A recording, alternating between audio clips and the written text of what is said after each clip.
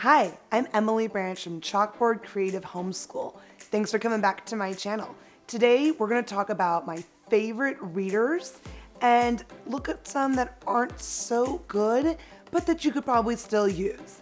If you enjoy today's content, make sure to subscribe to see more and hit the like button below. As I mentioned in a previous video, we use the All About Learning's All About Reading curriculum. All About Reading curriculum is a mastery-based approach to reading, and I find it's been very helpful for my own child. What I like about this is each story is different, and the stories build upon the words that you've been practicing. Each lesson's gonna have a story that goes with it. The books are beautiful, by the way, so let's open it up. I'm gonna give you a look. Pictures are absolutely gorgeous. One of the best things about this reader is that every single story is different and that they're actually fun and engaging. A lot of readers that your kids read, they're great practice, but they're just boring and they don't keep your kid engaged. And then, they can read it, but it's not exciting. It's not funny. My daughter really gets into these stories. She's in first grade, so this is a great reader. I like they have two different versions. This is the color version. There's also some black and white versions. Now, when I bought this, my intent was to try and save money. So I went into a group and bought a used copy. But I just want to warn you that if you are trying to buy older versions, there is a conversion available on their website. I'll link that below in the description box. But some of the stories were missing from the older readers. So I ended up getting this new reader, and I think it's really worth the money. They're beautifully bound, wonderfully illustrated. The stories are great. And what's also really interesting about this reader, I find it's a little bit more complex, but in a good way. There's not a lot of repetition of words, so your child is gonna be practicing what they've just learned, mixed with what the lesson before was, and obviously words that they've seen from previous levels of the program. Even if you don't do the program, the readers I would totally recommend because they're some of the best and they're really engaging. Now, this next one was interesting. I have a lot of friends that really enjoy this curriculum, and I've looked at it multiple times, but I've never really gotten into it. I don't feel like it's a very good fit for my own daughter, so I was very pleasantly surprised when a friend gave me The Good and the Beautiful. This is a great reader. I'm definitely gonna buy the next level. These have great stories. What's interesting though about each of these stories is it's kind of a collection of other readers. The illustrations are beautiful and they're more vintage. So when you're reading it, unlike All About Reading, which are standalone stories, there will be a few stories with repeating characters, which I think is very good for children in basically bringing up things they've already read. They get involved with the characters. You can ask them some questions for narration, like what happened in the last story? Who's this person? Do you remember their name? When you're a new reader, it's very difficult for you to be decoding words, to try to be following a storyline, and then it also takes a really, really long time because you're a beginning reader. These are short enough to capture my daughter's attention and help her feel successful. Because this is such a thick reader, to be able to have it to lie flat is great. All About readers, they're not too big, so the fact that it's hardbound is not a big issue. But the fact that this is a little bit thicker, the binding's great. So I would definitely recommend this, not only for practice, but these are familiar words that young readers can read, and I don't have to assist her in any of it. Another book that I thought was really interesting, and this is actually a reader that Sonlight curriculum uses, the I Can Read It readers. They're short, just like the Good and the Beautiful readers. It opens up with a table of contents. So you can see there's a lot of stories in here, which means they're going to be really short. And when I say short, it literally is 1 to 2 pages. I think it's a great thing if you have a kid who struggles with reading to be able to finish something and not have it take too long. For a child who's a little bit more advanced, this might not be the best fit. I think it's a really great reader that gives your child the confidence to say, I'm reading a chapter book. And that is an awesome thing, especially when other kids at their age may be reading chapter books, but your child's not totally there yet. So the font is big. I like how they're really spaced apart. There's arrows to tell them to turn the page. And then literally it's 2 pages long. That's the next story. So there's not a lot going on, not a lot of color, so it's not very distracting, which is a good point. Sometimes my kid likes to look at the pictures before she reads the text and can get kind of off, but I like the fact that the colors are pretty simplistic and the words are super easy for your child to understand. Lots of repetition.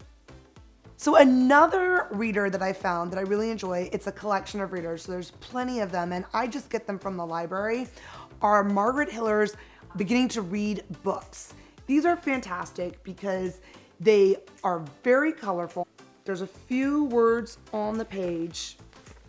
And the great thing about her books is she takes classic fairy tales and folk tales and then she rewrites them so that younger readers can engage with it. This is a great book because there's lots of repetition of the same word. Here I come, I want to play. That's fantastic for a beginning reader. They're kind of longer, but you don't feel like they're too long.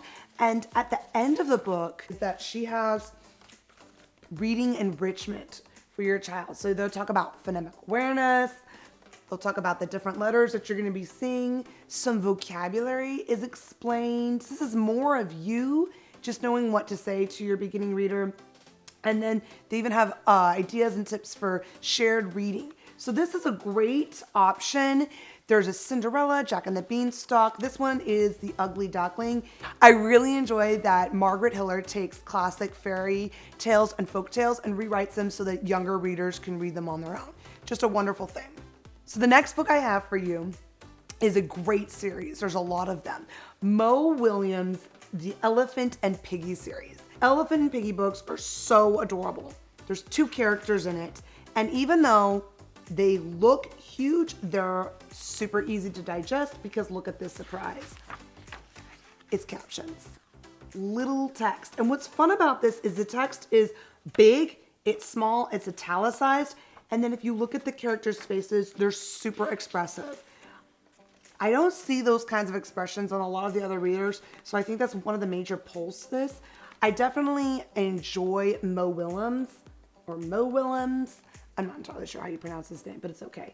So again, this is wonderful. Don't let the size scare you, and my daughter can read these all by herself. Now, the next category of books are probably books that you're more familiar with. You're gonna see them in big box stores, and they're all over the library, and they're really hit or miss. I have one that I recommend and one that I'm really not so sure about. And what's interesting about these books is when your kid's at the library or you see them at the store, they're like excited because they see their favorite characters from Nickelodeon or Disney on them. But then when you bring them home, you're like, ugh, gosh, like how am I supposed to work with this? There's different publishers, but I'm gonna talk about this one from Random House. It's the Step Into Reading series. This is Uni the Unicorn, and I like the picture book Uni the Unicorn. So we were really excited when we went to the library and we saw that they had readers. There are some good points and there are some bad points. Let's talk about the good points with this one. The good points are it's Uni the Unicorn, and these are character books that my daughter recognizes. Gorgeous illustrations, which I love. They're beautiful. The font is really big. The text is really big. They've got words that your kid can understand, but again, if you really are looking for a reader that your kid's gonna read on their own and practice, these are kind of iffy. A couple words that jump out to me. Silky, my kid is not there with understanding how to say that word, and sleepover.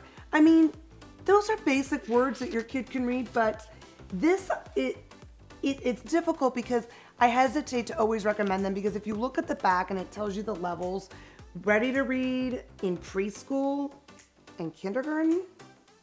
I don't know about you, but when my kid was in preschool, she was still learning letter sounds and basically how to form letters. So I don't think that they're totally ready to read. And if that is intending that parents read them, then why would you call it a reader? I don't know. I find that weird. So then we get to the reading with help, which is this. So I'm assuming that they're thinking reading with help, that I'm going to sit there and read it to her, but To be perfectly honest, again, with my whole reader mission is I do want to hear her say the word so I can correct it if it's wrong or help her decode it. But I don't want to sit here and every fifth word have to say, well, that's not the name. It just defeats the purpose of creating students who really like reading. And even though these are characters that my daughter really likes, the stories are kind of okay. They're not that amazing. This is unicorns. She's going to know it's a unicorn. She'll eventually get that. So a lot of it is context clues that your child can pick up while they're reading it. This is actually one of the better ones, but you do need to be careful because level 1 and level 2 can be somewhat deceiving. This is a difficult book. I like it because Eloise is a book that we really enjoyed in our own collection, and I read it to my girls, but I really struggle with the whole Ready to Read series. The Ready to Read series is not ready to read at all. It's Eloise. The illustrations are fun as usual. Nice prints. Those are cool. You're like, okay, this is a fun book. My kid likes it, but then we get to the problems. Decorations. This is ridiculous. Decorations. A first grader is not going to be able to sound this out, and it's kind of defeating. They throw in these words that there's no way my kid by herself would be able to read it, and then she's going to sit there and stumble and start to think that, well, maybe I can't do this. When you're beginning to read, you want your child to feel confident in whatever they're reading, but you want to make sure that the words that are a little bit higher than their reading level, they actually have the ability and the rules in place to decode that word. So this beautiful, my kid wouldn't be able to do that in first grade. Some of these others are okay, but narrowly, are you kidding me? Who uses narrowly? My daughter's not going to be able to do that. So again, they have their little reading phases. The pre-level 1, rising star reader, shared reading, familiar characters, and simple words. I really hate it when people put down simple words on the back of a book for a beginning level because they're not simple. These are readers that your child would probably have a good basic 1-year knowledge of some CVC words, some beginning vowel team and consonant teams. That's a beginning reader. This is not a beginning reader 1. I would say maybe 2nd grade. But again, every parent's child is a little bit different.